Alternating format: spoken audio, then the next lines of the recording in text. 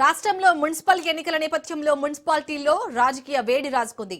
ఫిబ్రవరి నెల చివరి నాటికి పూర్తి చేయాలని ప్రభుత్వం ముందుకెళ్తుంది. అయితే ఆదిలాబాద్ మున్సిపాలిటీలో అధికారులు ప్రకటించిన ఓటర్ జాబితాలో లోపాలు ఉండటంతో మున్సిపాలిటీ ఓటర్ల పరిస్థితి గందరగోళంగా మారింది.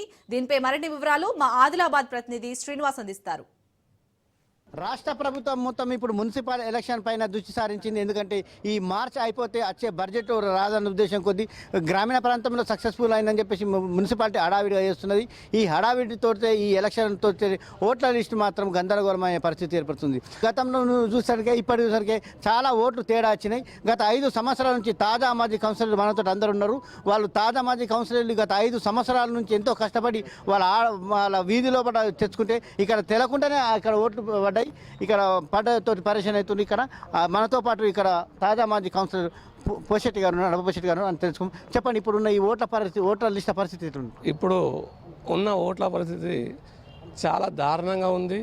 గత 30 సంవత్సరాల నుంచి కూడా మున్సిపాలిటీలో ప్రతి ఎలక్షన్ కూడా చూశాను. 2000లో కూడా నేను కౌన్సిలర్గా ఉన్నాను. ఈరోజు కూడా తాజా మాజీ కౌన్సిలర్గా ఉన్నాము. కానీ ఇంత దారుణం అనేది ఎప్పుడు గుర్తించలేదు. ఇప్పుడు నిర్మల్ పట్టణంలో అభివృద్ధి చేద్దామన్న ఆశావాదులు అందరూ కానీ తాజా మాజీ కౌన్సిలర్ కానీ మిగతా ఎక్స్ కౌన్సిలర్ కూడా చాలా కూడా నిర్మల్ మున్సిపాలిటీని చాలా అభివృద్ధి పథంలో చేద్దామని చెప్పి ఆశావాదులు అందరూ కూడా మున్సిపాలిటీ చుట్టూ తిరుగుతున్నారు. గత 15 రోజుల్లో నుండి కూడా మున్సిపాలిటీని అందరూ కూడా ఈ దారుణమైన ఈ ఓటర్ లిస్టుని చూసి చాలా భయాందోళనకు గురై ఇక్కడ నిర్మల్ పట్టణంలో చాలా భయాందోళనకు గురై మరి ఎప్పుడూ జరగనే లేని విషయంగా ఇంత దారుణమైన విషయం చూడలేదు. ఈ విషయం ఇంతకుముందు రివైజ్ అయినప్పుడు కూడా ఈ అవకతవకలు జరిగినాయి. 12 లోపల లిస్టు ప్రకటించారని అయితే ఎలక్షన్ కమిషన్ అన్నారు. ఇప్పుడు ఈ పరిస్థితిలో మీ గెలుపోవటం ఎలా ఉంటాయి? గెలుపు ఓటర్ అంటే ఇప్పుడు ఎట్లా ఉన్నది పరిస్థితి? ఇప్పుడు ఎలక్షన్ కోడ్ వస్తుంది అని అంటుండ్రు. కాకపోతే ఎలక్షన్ కోడ్ వచ్చేట ముందు ఓటర్ లిస్ట్ సరిగా కావాలా. ఇప్పటిదాకా బల్దియాలో ఓటర్ లిస్ట్ సరిగా లేదు. అన్ని వార్డుల్లో ఇక్కడ తిరుగుతున్నారు. ఏమన్నా అంటే ఇప్పుడు ఓటర్ లిస్ట్ జారీ చేస్తలేరు. అయితే పాత ఓటర్ లిస్ట్తో చేస్తుండ్రా, ఎలక్షన్ మళ్ళీ కొత్తది ఇస్తారా అంటే అటువంటి ఏమి లేదు. అందరూ ఓటర్ కోసం ఇక్కడ తిరుగుతున్నారు కానీ ఏం మన చేతికి తలుగుతలేదు.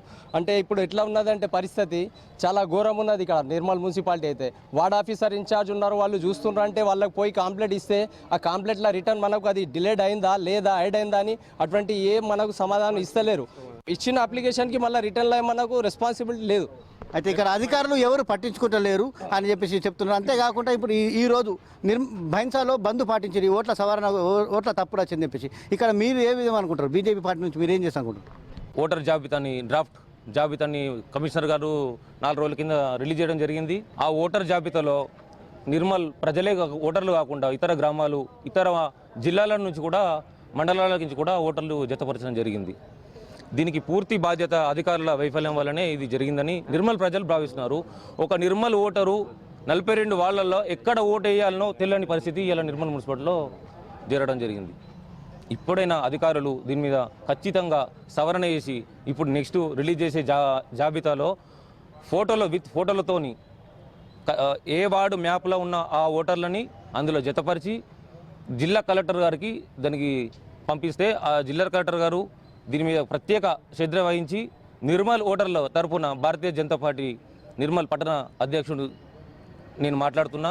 కలెక్టర్ గారు మీరు ఇకనైనా దీని మీద శ్రద్ధ వహించి ఓటర్లని 42 వార్డులు ఓటర్లని 42 వార్డులు ఎక్కడ ఉన్నారో ఆ ఓటర్లని అందులో జతపరిచి ఓటర్ లిస్ట్ని రిలీజ్ చేయాలని మేము కోరుకుంటున్నాం. మనతో పాటు కౌన్సిలర్ ఉన్నారు. గత 2 సార్లు గెలిచింది, ఇది 3వసారి. గత ఎలక్షన్లకు ఈ ఎలక్షన్లకు ఓటర్ లిస్ట్కి ఏ తేడా అనిపిస్తుంది? ముందుగా రాజవంశీ గారికి ప్రత్యేక ధన్యవాదాలు. నా పేరు ఎస్పీ రాజు, మున్సిపల్ తాజా మాజీ councillor, ward number 30. Sir, Nirmal municipal చరిత్రలో ఇంత గందరగోళం లిస్టు ఎప్పుడు చూడలేదు. మేము అనుభవపూర్వకంగా 20 సంవత్సరాల నుంచి రాజకీయాల్లో ప్రత్యేకంగా కొనసాగడం జరుగుతున్నది. ఇక్కడ ఉన్నట్టు ward boundaries already ward mapping ఉన్నది, వార్డు బౌండరీస్ ఉన్నాయి. వార్డు బౌండరీస్ ఈ వార్డు బౌండరీస్ పక్క వార్డు మాదానికి ఉంది.